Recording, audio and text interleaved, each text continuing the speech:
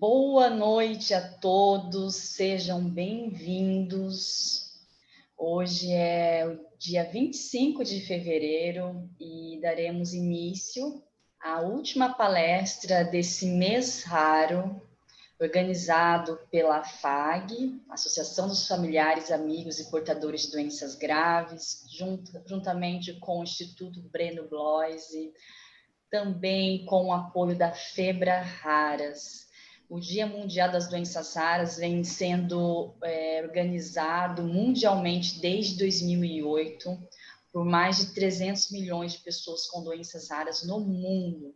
E no Brasil, estima-se em torno de 13 milhões de pessoas com doenças raras, mais de 7 mil tipos dessas doenças.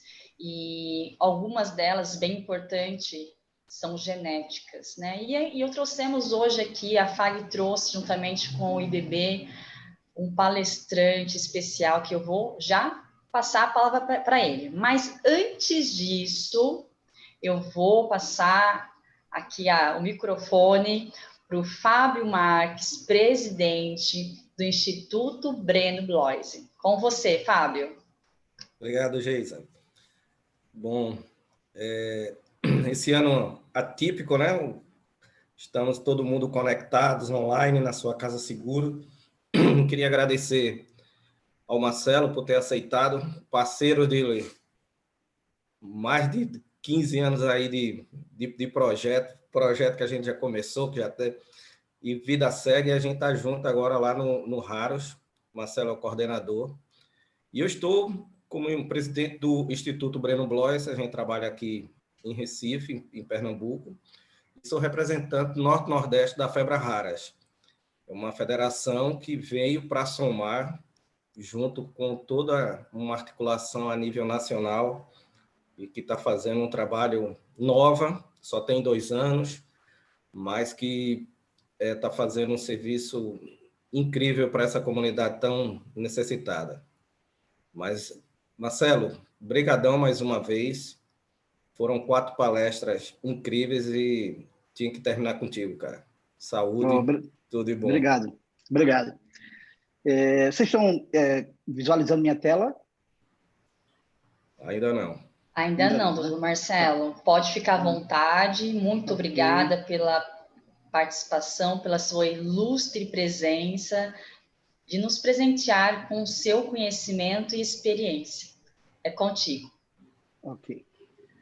Ainda não está aparecendo. Aí, agora sim. Tá. Primeiro, boa noite a todos. Eu quero agradecer a Fábio, né, através do Instituto Breno Bloise, e a FAG.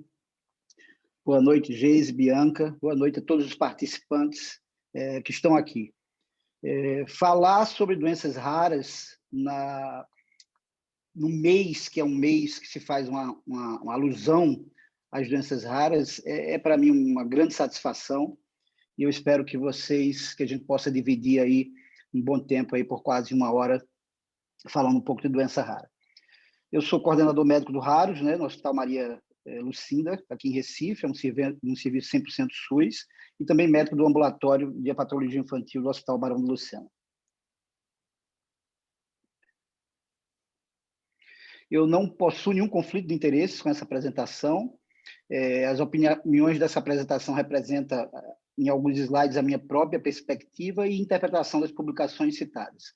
Quando não forem citadas as publicações, representa a minha visão pessoal e a minha experiência. E a primeira pergunta que eu faço para vocês, né? Por que estamos aqui hoje? Dia 25 de fevereiro. Eu fiz um vídeo para essa apresentação de hoje.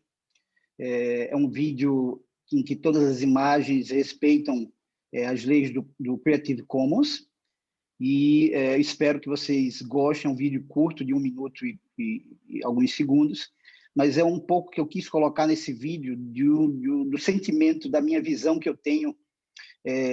Antes a gente costumava falar do outro lado, não, mas eu acho que é a nossa visão que a gente tem do mesmo lado, que é ser um paciente portador de doença rara.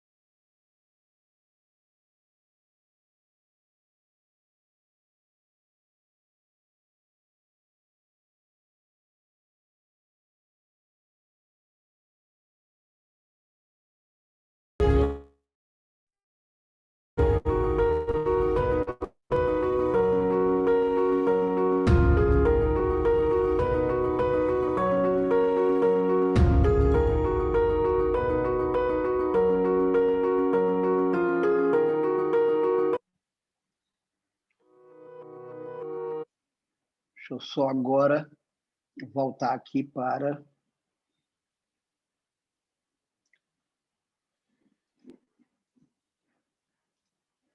Ok.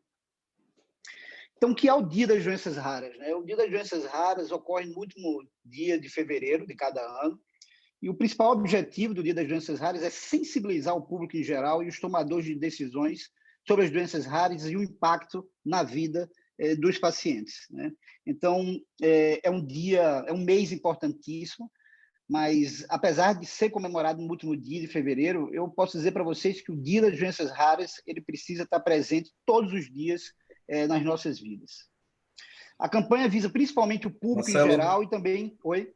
A tua tela não está sendo compartilhada, não. Não? Então, só um minuto.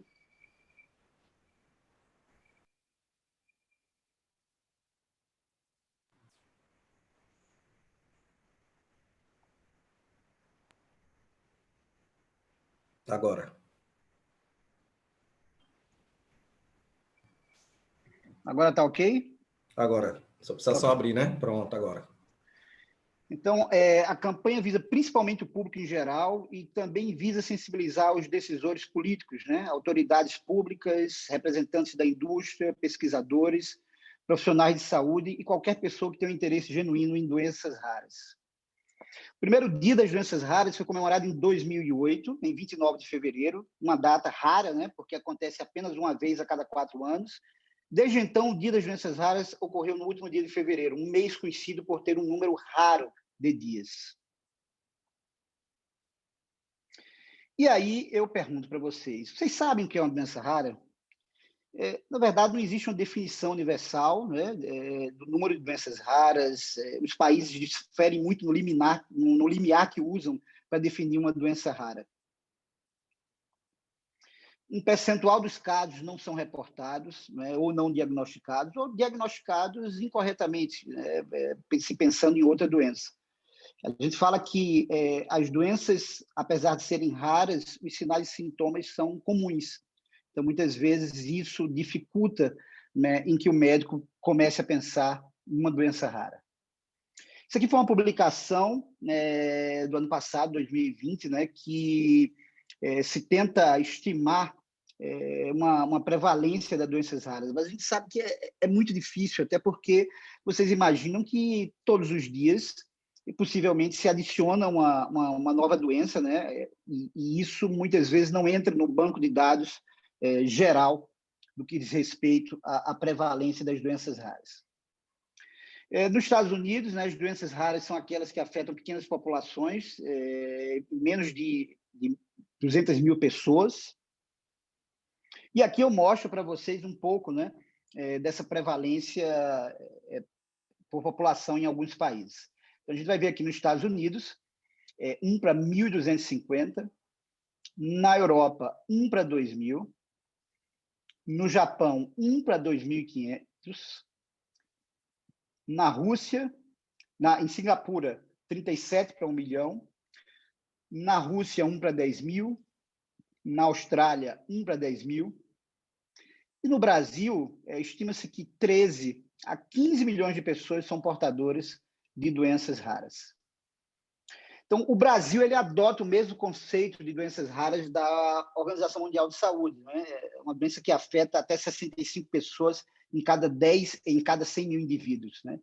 Então, cerca de 13 a 15 milhões de pessoas. E aí a gente sempre questiona, né? As doenças realmente são raras ou subdiagnosticadas? Eu acho que existe um mix aí de sentimento. Na verdade, a gente só vai diagnosticar o que pensa.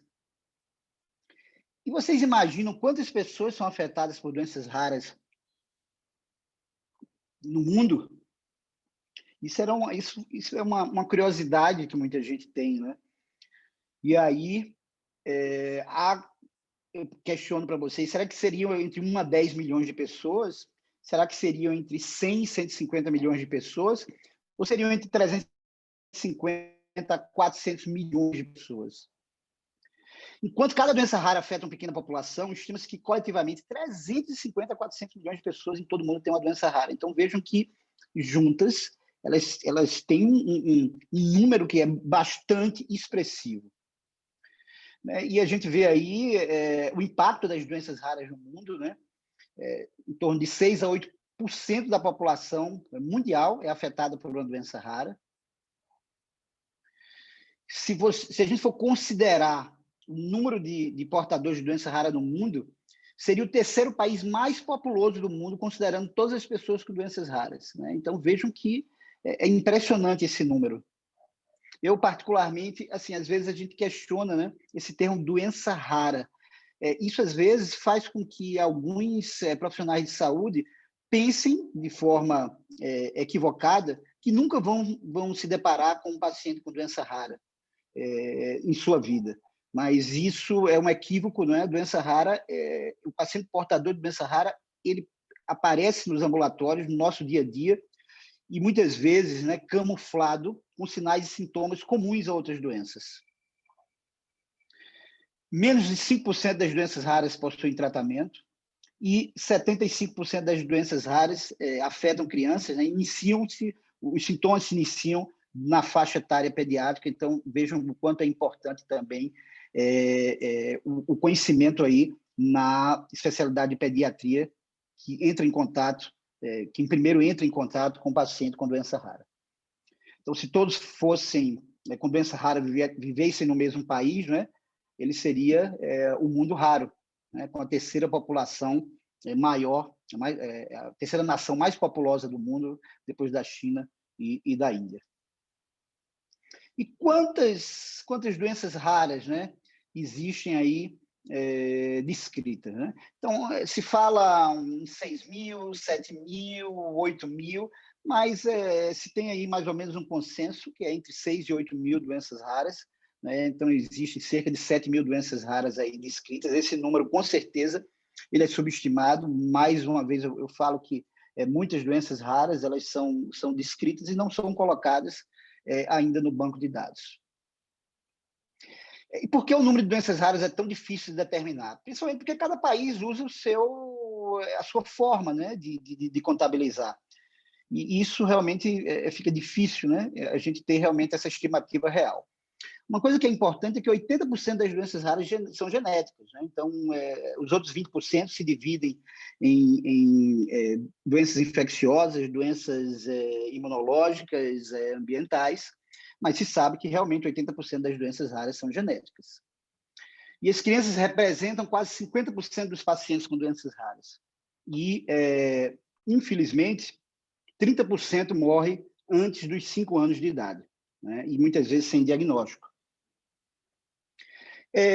Eu vou mostrar um pouquinho de uma parte de uma apresentação que eu fiz alguns anos atrás, mostrando um pouco da importância da mudança comportamental inspiradora para tornar o raro desconhecido, né? Cavalos ou zebras. E aí eu coloco aí para vocês o barulho, né, de trote, né?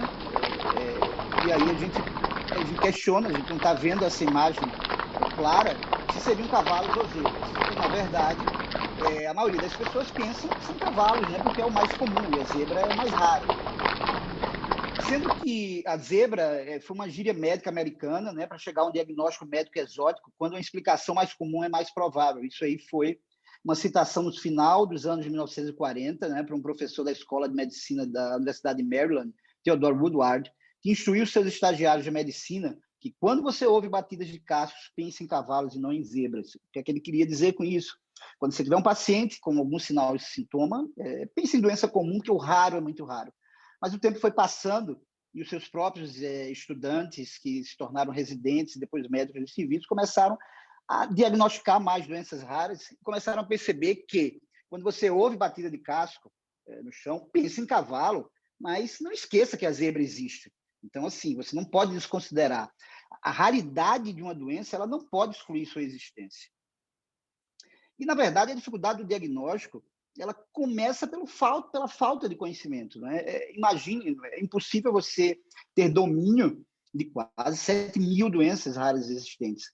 Mas eu sempre digo que quando você só vai diagnosticar o que pensa. O mínimo que a gente pode fazer como profissional de saúde é saber que sinais e sintomas, que apesar de serem comuns a algumas doenças que a gente vê no dia a dia, elas podem fazer parte de uma doença rara.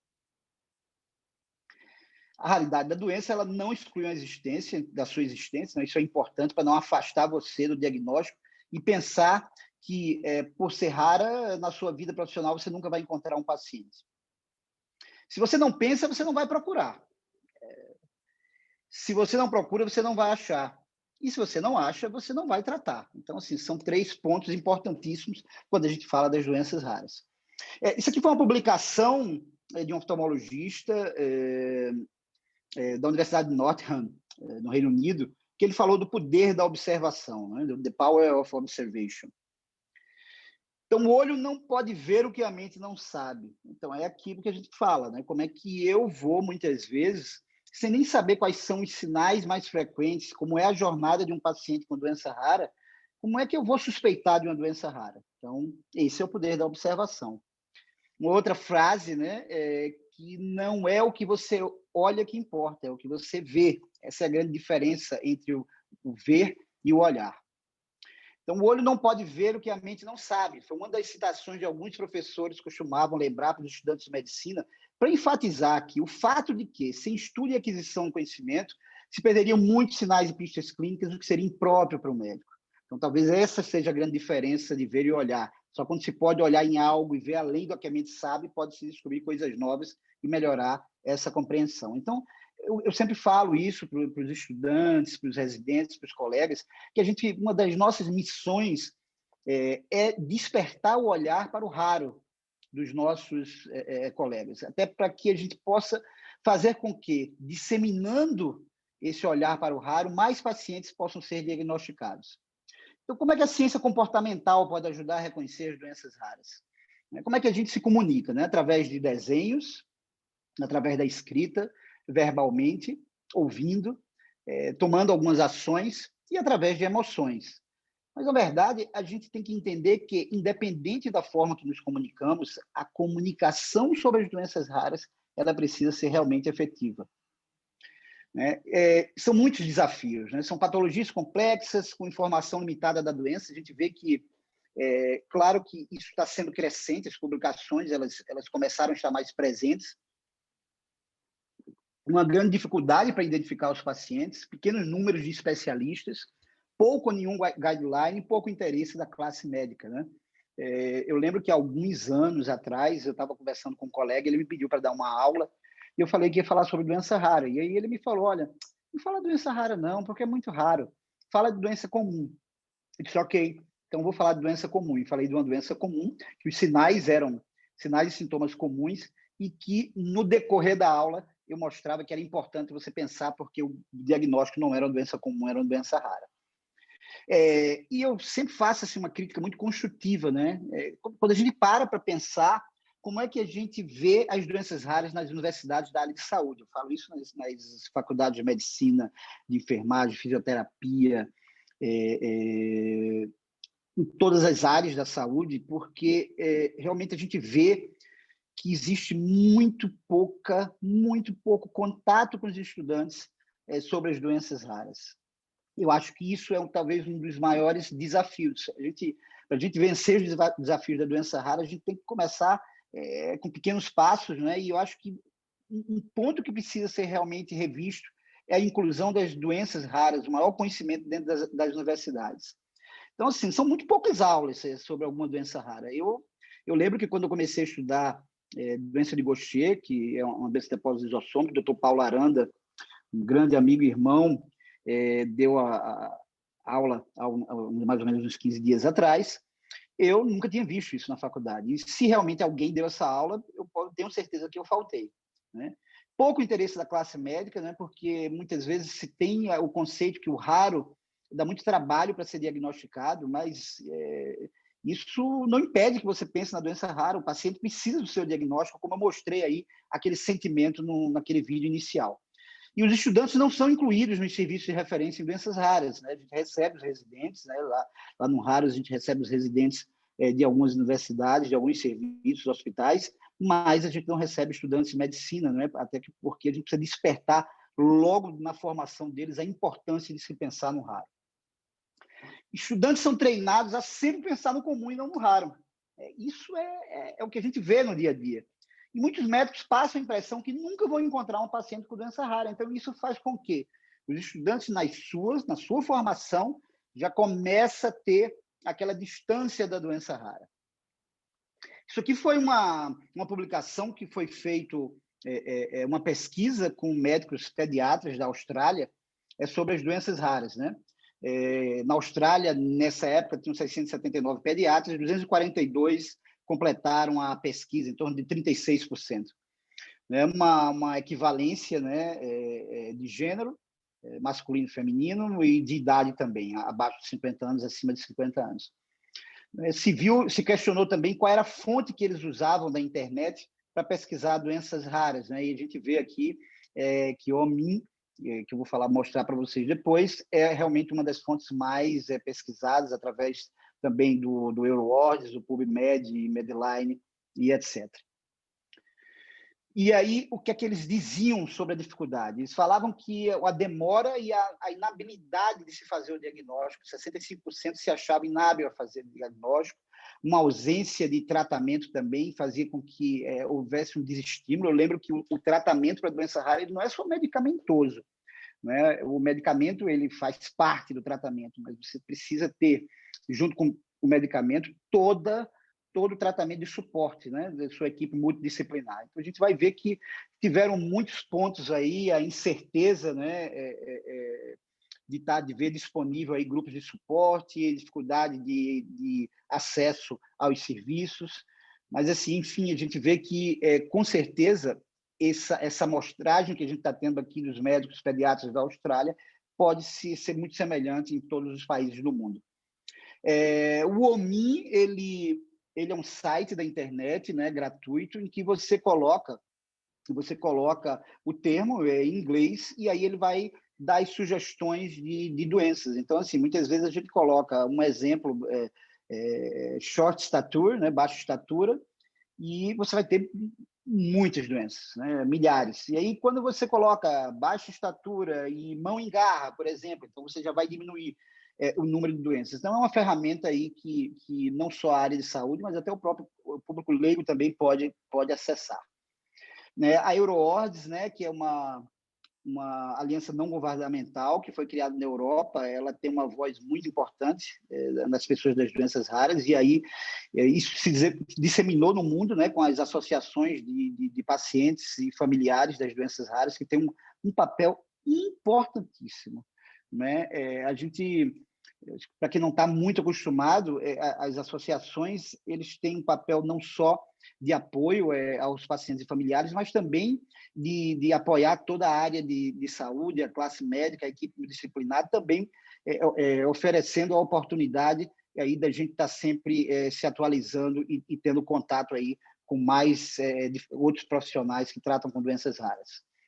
E eu digo que, assim, que a gente só vai ter um futuro melhor se a gente estiver junto, né? Os desafios colocados pelas doenças raras só podem ser superados com uma série consistente de pequenos passos, né? As oportunidades elas são claras para desenvolver estratégias inovadoras de comunicação para vencer as barreiras impostas nas doenças raras. Eu digo que, assim, quando você difunde conhecimento, você multiplica a esperança de vida dos pacientes, e eu acredito que toda essa inovação que a gente tem de tecnologia, ela precisa ser mais usada nas redes sociais para que se divulgue a doença rara, né? Todo esse processo, essas aulas que a FAG, junto com o Instituto Breno Bloise, proporcionou nesse mês, é uma ação realmente que faz muita diferença na vida, não só dos pacientes, mas na nossa vida, né? Como profissional da área de saúde. E acredito que a gente precisa realmente tá, né? O nosso dia a dia é muito apressado, né? Muito sobrecarregado, mas isso não pode nos afastar das publicações, né? Porque os dados, essa base de dados de novas publicações, eles vão proporcionar uma melhor compreensão, né, do impacto real das doenças e apoiar argumentos para um melhor atendimento e um melhor entendimento da doença. Então, para ser realmente eficaz, a comunicação deve assumir uma forma de uma conversa entre todas as partes interessadas, com ênfase na colaboração e benefício mútuo. Todos os membros da comunidade de doenças raras têm a oportunidade e a capacidade de desenvolver e contribuir para a comunicação das doenças raras. Para a gente chegar mais próximo do diagnóstico, a gente precisa entender a jornada do paciente, né? Quais são os primeiros sinais e sintomas que, geralmente, os pacientes apresentam? Para que especialistas, para que áreas, dentro das especialidades médicas, esses pacientes eles chegam primeiro? Então, isso é muito importante, você entender a jornada do paciente. Porque, na verdade, você só vai diagnosticar o que você pensa. Então, assim, quando você começa realmente a dividir conhecimento, mais pessoas começam a entender o que é uma doença rara, quais são os sinais e sintomas mais comuns e como realmente fazer o diagnóstico. Então, eu apresento aqui para vocês, eu vou apresentar 3 ou 4 casos, mostrando que muitas vezes a gente precisa realmente disseminar o olhar para o raro. Eu acho que essa é a nossa grande missão. Uma criança, sexo masculino com 8 anos, foi encaminhado pelo médico da saúde da família por quedas frequentes desde os 2 anos de idade e tinha também escoliose. Então, ele antes foi avaliado pela pediatria, pela ortopedia, mas não foi identificado nenhuma alteração. Os pais não eram consanguíneos e ele chegou no nosso ambulatório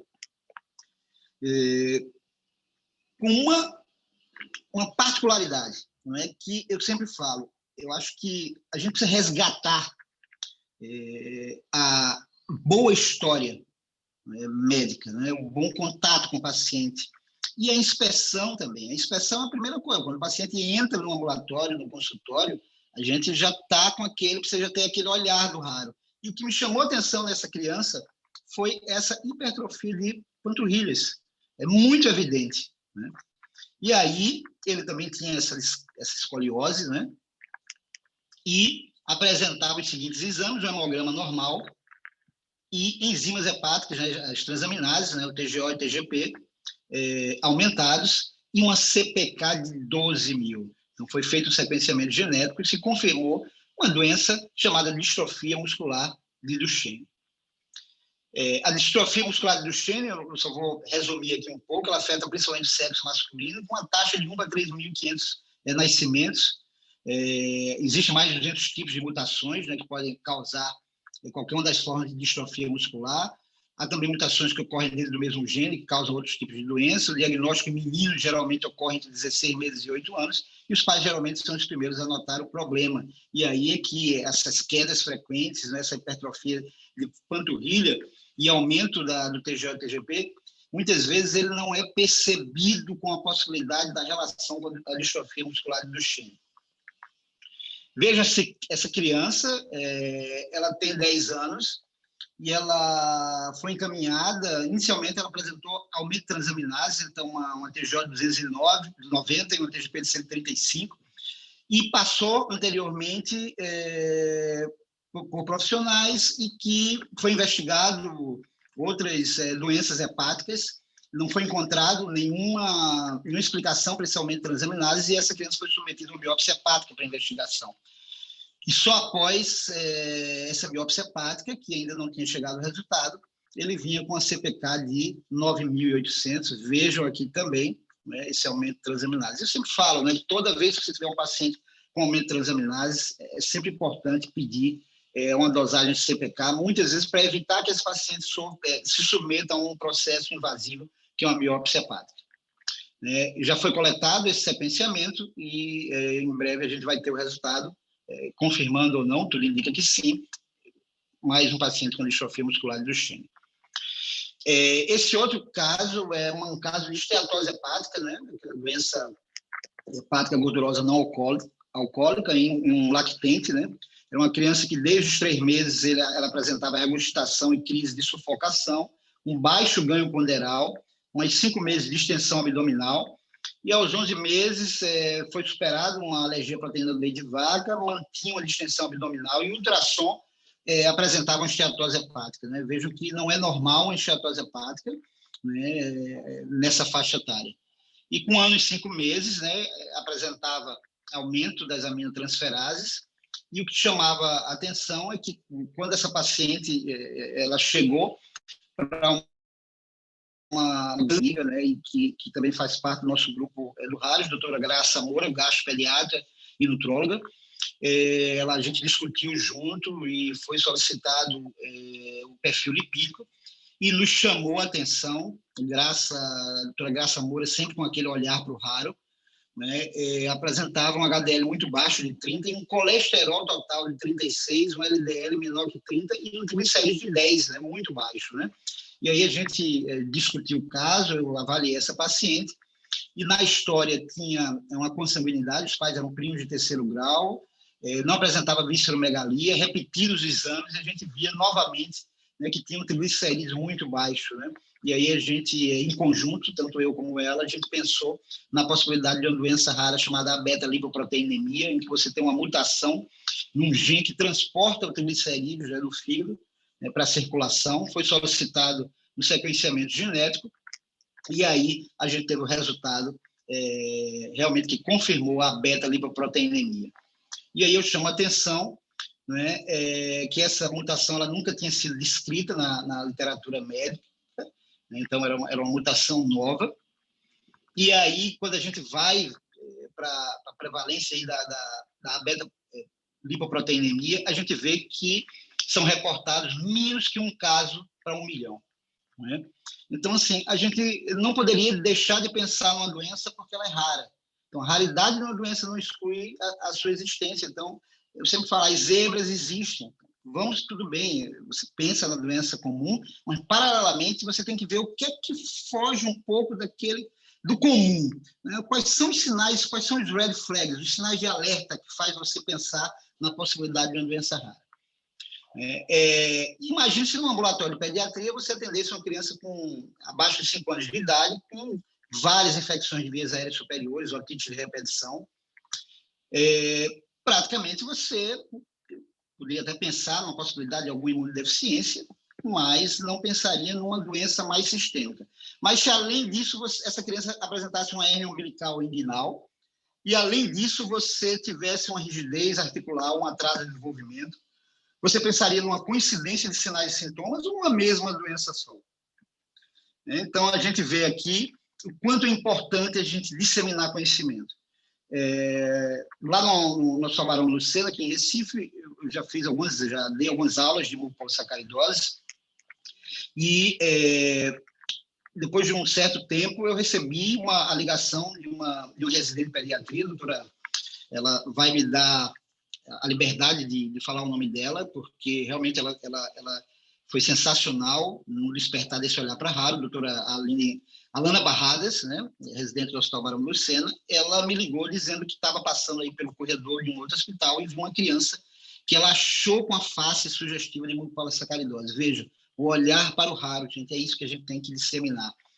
Então, ela veio encaminhada, né, da cirurgia pediátrica por uma avaliação genética, mas ainda não tinha ido para o geneticista. E desde os 2 anos, ela estava com 2 anos e 8 meses, mas desde 1 ano de idade, a mãe achava que ela tinha uma carina um pouco proeminente e procurou o médico, mas ele achou que era normal. Queixava-se de dor com hérnia umbilical volumosa e já estava em acompanhamento com a cirurgia pediátrica. Apresentava muitos roncos, né? Normal uma criança com 2 anos ter roncos noturnos, e que chamava atenção também vejam aqui, eu tenho autorização para expor essa imagem, uma fronte proeminente e uma hérnia umbilical bem importante, uma face extremamente infiltrada.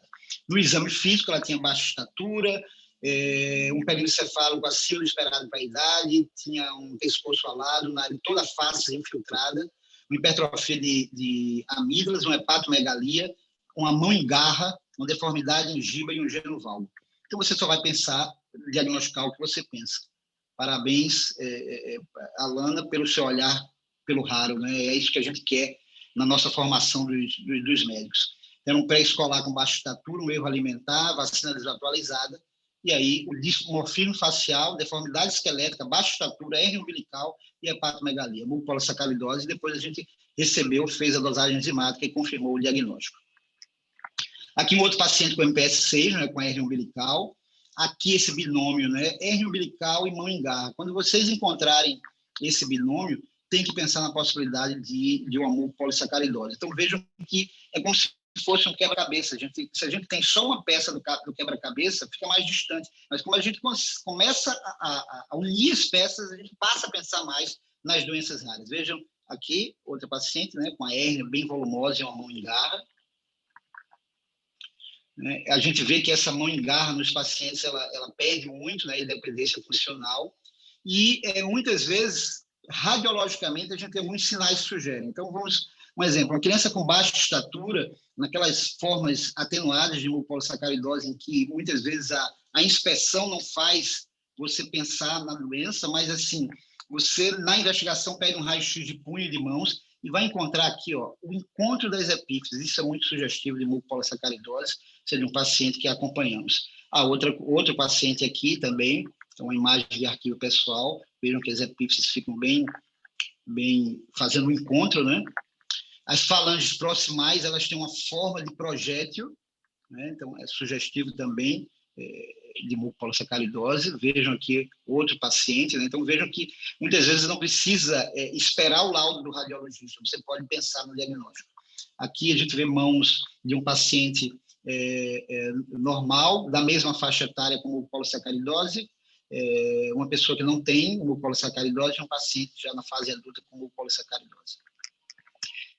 No raio-x de tórax, a gente muitas vezes vê pacientes com infecções de vias aéreas superiores de repetição, que vão para emergência, com pneumonias de repetição, e no raio-x de tórax se procura se pensar muito mais no parênquima pulmonar, e esquece de ver alguns detalhes. Então, essa costela em forma de remo, né, em que vai ter aqui na face posterior mais estreitada e anterior mais alargada, é um sinal muito característico de mucopolissacaridose, né?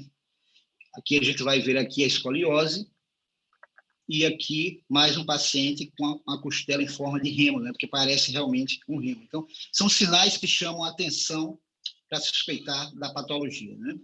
Vejam aqui, mais fino aqui na parte posterior e mais alargado na face anterior. Então, mas é isso que eu falo. A gente não precisa esperar o laudo radiológico para pensar. Outra alteração, né, no raio-x de coluna. Então, você tem um paciente que você tem uma suspeita realmente de mucopolissacaridose, é o que a gente chama aqui dessa platispondilia, né? Então, vejam que é uma forma mais arredondada da vértebra, e em alguns pacientes eles desenvolvem essa formação como se fosse um bico de pato, né? E assim, às vezes a gente sempre fala, puxa vida, mas às vezes os nossos pacientes chegam já com muitas informações da internet, mas isso é um direito de quem está buscando um diagnóstico. E aqui é uma publicação que eu achei bem interessante, mostrando que o Dr. Google, entre parênteses, ele terminou a odisseia diagnóstica de um paciente com doença de depósito lisossômico. Foi uma publicação de 2010, e vejam a história dessa criança, né?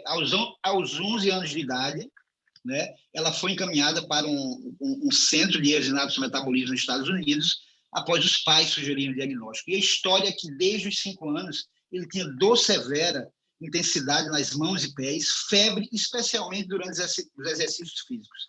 Era uma febre recorrente sem etiologia definida, dores nas articulações e tinha erupção cutânea nas mãos e pés. Então, foi avaliado por 3 médicos, um pediatra, um imunologista e um médico com expertise em febre recorrente nos Estados Unidos. Isso conduziu a várias possibilidades de diagnóstico: dores do crescimento, artrite idiopática juvenil, síndrome da hiperimunoglobulina D, síndrome periódica febril associada ao receptor 1 de fator de necrose tumoral, febre familiar do Mediterrâneo, e foram realizados vários exames laboratoriais, mas nenhum chegou ao diagnóstico. Então, a mãe encontrou uma foto de uma erupção cutânea de um paciente com uma doença chamada doença de Fabry, uma doença de depósito lisossômico. O Paulo Aranda também já falou dessa doença com maestria, e eles reconheceram que aquela erupção cutânea poderia ser semelhante à do seu filho. E aí, realmente, juntaram essas informações. No exame físico, essa criança ela tinha angioqueratomas, não só em mãos, mas em pé, joelho e quadril, e aí eles voltaram para o médico e falaram que ele deveria pesquisar a doença de Fabry, e esse paciente ele foi realmente confirmado o diagnóstico. Então, vejam que a família também tem direito de buscar o diagnóstico. E aí eu questiono para vocês, né? Qual é a chave do diagnóstico das doenças raras? Será que existe uma chave única, né? E se existe, O que é que a gente pode fazer, né, para que essa chave esteja mais disponível? Eu diria para vocês, a chave do diagnóstico é disseminar conhecimento, é mostrar, criar maior visibilidade para as doenças raras, para os pacientes com doenças raras. Isso é o começo de tudo, através do conhecimento.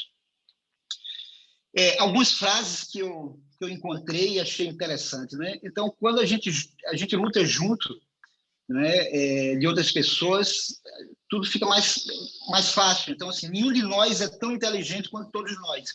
Então, a gente precisa realmente dividir conhecimento e dividir as dúvidas também para se chegar ao diagnóstico. As doenças são raras, mas os pacientes são numerosos. E teve outra frase que eu achei bem interessante. Se eu não acreditasse, nunca teria visto. Então, assim, se você não acredita que existe doença rara, provavelmente você nunca vai chegar ao diagnóstico, né? Então, eu acho que essa chave ela pode salvar a vida do seu paciente, né? A realidade de uma doença não exclui sua existência. As doenças são raras, sinais e sintomas são comuns. Dividir conhecimento é multiplicar a esperança de vida dos pacientes. E nunca desista, não deixe ninguém para trás.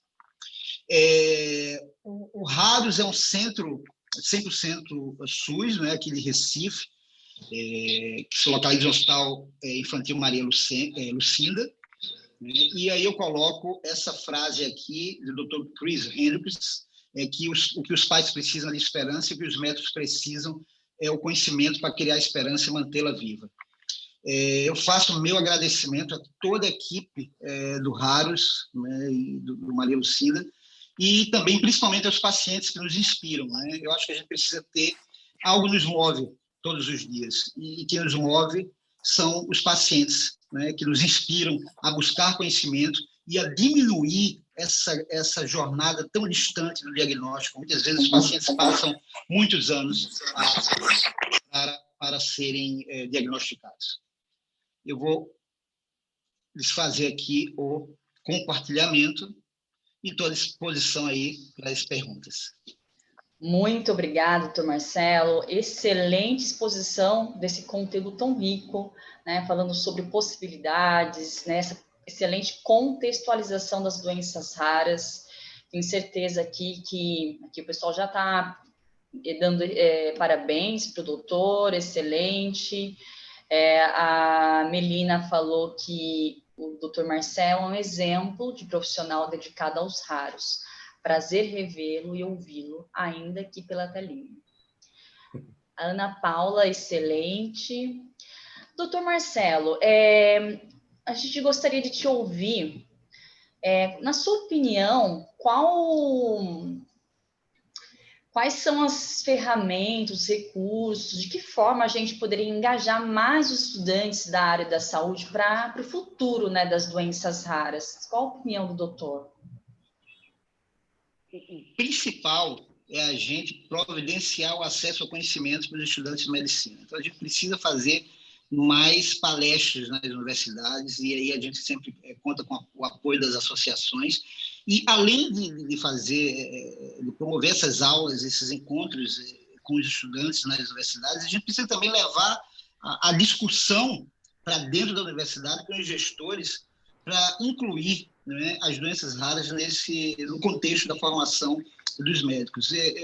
O médico ele não tem a obrigação de saber todas as doenças, mas ele precisa saber quais são os sinais de alerta, né, para um diagnóstico, porque o grande objetivo é fazer o diagnóstico precoce. A gente vê aí o teste de triagem neonatal, se buscando aí uma ampliação, um movimento aí nacional, e a gente vê que durante esses anos todos a gente caminhou muito pouco, né, na triagem neonatal. E muitas vezes a gente vê, por incrível que pareça, parece até um absurdo, colegas que não dão importância para a triagem neonatal. Então, assim, essa formação ela tem que começar dentro da universidade, né, mostrando a importância de se pensar no diagnóstico precoce. Eu sempre falo, o máximo que vai acontecer é você não chegar ao diagnóstico que não era uma doença rara. Você tem que tentar, você tem que pensar, senão você não vai pedir o exame que se chegue a esse diagnóstico. Excelente, doutor Marcelo. Eu sou orientadora de uma liga de genética médica, né, em Maringá, e eu vejo as ligas como excelentes canal, né, de disseminação de informação, alunos engajados, né, e eles vêm fazendo trabalhos incríveis, surpreendendo mesmo a área da genética médica. Tem aqui alguns depoimentos. O José Ernesto: boa noite, doutor. Estou no primeiro semestre da Faculdade de Medicina. E a frase: a raridade de uma doença não exclui sua existência. Vou levar por toda a vida, por toda a graduação, buscando sempre ter uma visão ampliada para o diagnóstico. Muito obrigada. Obrigado, José Ernesto. O Robson Alves: muito obrigado, doutor Marcelo, pela sua preocupação pelas doenças raras. O Paulo César: doutor Paulo, bem-vindo. Doutor Marcelo, ele está dizendo, né? Doutor Marcelo, parabéns pela excelente apresentação. Continue carregando a bandeira dos raros. Eles merecem e muito. E nós, médicos e demais profissionais de saúde, temos a chance de aprender, mesmo que tardiamente, e enxergar os invisíveis. Obrigada, doutor Paulo. Cristina Menezes: no Raros abriu-se um mundo novo para mim. Olha só que lindo depoimento. Obrigada, Cristiana. Agradecemos a sua doação, né, de conhecimento, doutor Marcelo. Com certeza sairemos dessa aula de hoje diferentes e transformados, levando esse conhecimento para onde a gente estiver. Muito obrigada. E nesse momento eu passo a palavra para Maria Cecília. Cecília, que é presidente da FAG, está aqui com a gente hoje para fazer o encerramento desse mês, né? Hoje, domingo é o Dia Mundial das Doenças Raras, mas o ciclo de palestras organizado pela FAG, pelo Instituto Breno Bloise, vem sendo realizado desde a primeira semana de fevereiro, no formato online, diante da pandemia, e deu super certo, muito legal. Queria aproveitar e parabenizar a Cecília, o Fábio, que estiverem liderando, a Bianca, que está nos bastidores. Cecília, com você. Boa noite a todos. Em primeiro lugar, eu gostaria muito de agradecer ao Dr. Marcelo por mais essa brilhante aula, como sempre, né? Esbanjando muito o seu conhecimento e dividindo ele com a gente, sabe? De uma forma com muita humildade, né? Que ele sempre tem, com muita serventia, e a gente sabe o quanto ele luta pelos pacientes com doenças raras. Muito obrigada, Dr. Marcelo. Eu gostaria também de agradecer a todos os outros painelistas, né, que ilustraram todas as nossas quintas-feiras do mês de fevereiro. Gostaria de agradecer muito a Geisa, né, que conduziu brilhantemente todos esses eventos, a Bianca, que esteve por trás de uma forma assim, né, encantadora, e sempre está com a gente, conduzindo para que eles possam realmente saírem de uma forma totalmente correta e que todos possam se beneficiar com eles. Gostaria de agradecer ao Fábio, nosso grande parceiro, ao Instituto Breno Bloise, né, Fábio? É uma parceria de anos e anos. Agradecer o apoio da Febraharas. Enfim, a gente sabe que esse mês vai acabar, mas a nossa luta pelos pacientes com doenças raras é o ano inteiro, né? São todos os dias, aí os 365 dias do... Obrigada, Geisa, Fábio, todos os outros painelistas, Bianca, e todo mundo, né, que fez, assim, que deu o seu melhor para que essas palestras pudessem acontecer, e aconteceram de uma forma muito boa, né? Infelizmente, considerando toda a situação que a gente está passando no mundo, mas eu acho que a gente tem que realmente, assim, a gente não pode parar a nossa luta. Então, mais uma vez, muito obrigada. Muito obrigada, Cecília. Continuaremos juntos aí nessa jornada. O Fábio quer falar? Eu queria agradecer a equipe toda, né? Geis aí fez um trabalho incrível. Bianca, incansável Bianca das madrugadas. A parceria com a Cecília. O Marcelo, que é só dar um parênteses, eu conheço o Marcelo há 13 anos, já viajamos em algumas aulas e as aulas são sempre muito boas, viu, Marcelo? Eu vou preparar algo aqui para a gente, é muito rico, e eu sabia que ia fechar esse ciclo bem legal. Obrigadão a todos. Obrigada, Fábio, Cecília, doutor Marcelo. Então, a Érica deixou aqui no chat, aula maravilhosa, não poderia ter um encerramento melhor. Parabéns a todos. Obrigada a você, Érica. A Gláucia, ela colocou assim: boa noite a todos. Excelente palestra, doutor Marcelo, parabéns. tenho uma dificuldade com meu filho, MPS 4A, porque ele claudica muito. Os ortopedistas pedem raio-x panorâmico e medem o fêmur, mas não percebem que o problema maior é no encaixe do quadril. Então, a diferença de um fêmur para o outro é pequeno. Mas o desgaste da cabeça do fêmur de uma perna é bem maior que a outra. Então, ele nunca usa palmilha e não conseguimos resolver essa questão. Parabéns, querida Cecília, pelo evento. Obrigada, Glaucia, pela presença. Viu? Um abraço. Ai, a Glaucia é nossa querida, aí deixa eu só fazer um parênteses. Muito obrigada, Glaucia, você é nossa grande parceira também. Um grande beijo e saudades, viu? Observação que falar assim, que o sucesso de um...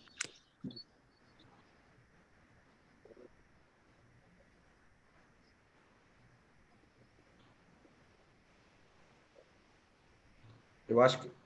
Tá falhando o som? Para mim, tá. Tá falhando o áudio, Marcelo.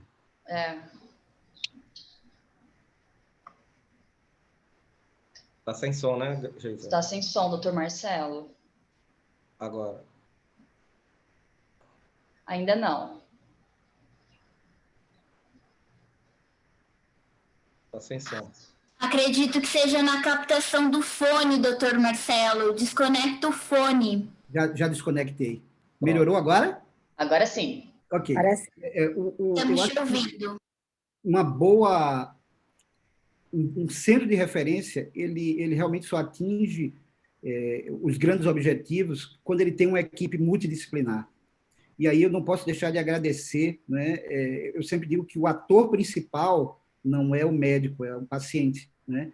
Então, assim, eu tenho um agradecimento muito grande a toda a equipe de enfermagem, né? A toda a equipe de fisioterapia, psicologia, no Raros, né? E nutrição, e todos os meus colegas que fazem aí o Raros, né? A cardiologia, a doutora André Chaves, Ana Paula Paranhos, neuro, Vanessa Vanderlin, Rodrigo Florencio, geneticista, Epitácio Rolim, ortopedista, doutora Graça Moura, gastro, né? Doutora Cristina Menezes, como nutricionista também, e toda a equipe multidisciplinar. Então, assim, eu sempre digo que a gente se sente dentro de uma família, mas essa família ela não teria sentido se não existissem os nossos atores principais, que são os pacientes. Afinal, independente do lado que a gente vai estar, nós somos todos raros, né? Porque acho que é isso que a gente tem que deixar e levar para a vida.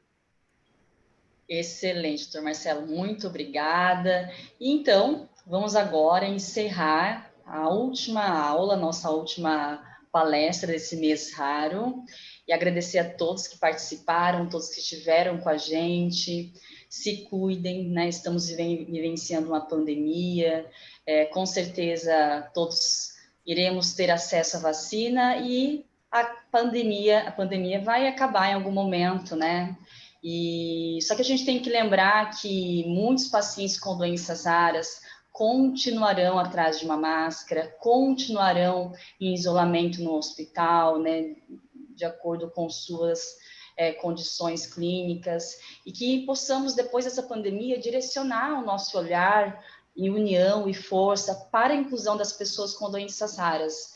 Então, agradeço a todos, vamos encerrar nesse momento, somos todos raros, como o Dr. Marcelo bem colocou. Uma boa noite e bom descanso para vocês. Um abraço. Boa noite, gente. Tchau, tchau. Tchau, tchau. Tchau, tchau.